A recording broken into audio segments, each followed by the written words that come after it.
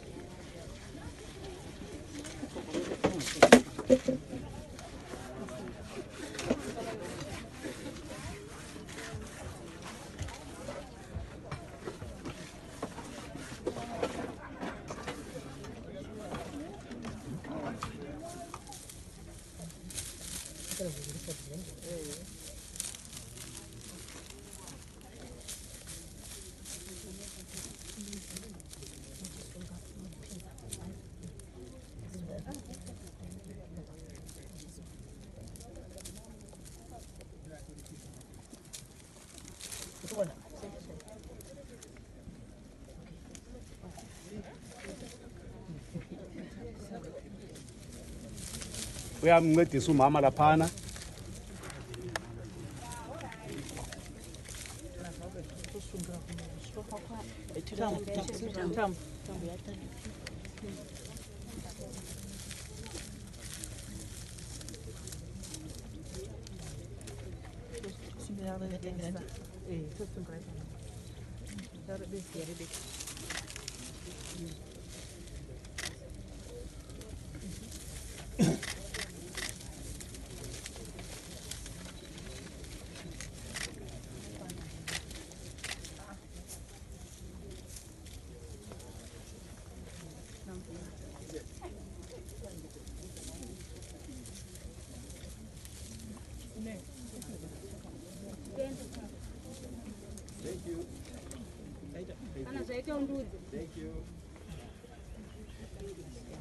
Asitshayela izandla phela nanku siyaphekela lapha ngomama.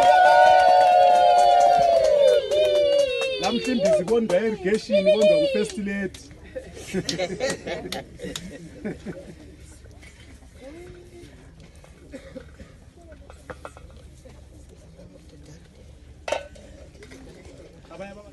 Nganjiti pamamai vachapakurira meplate yemuriwo.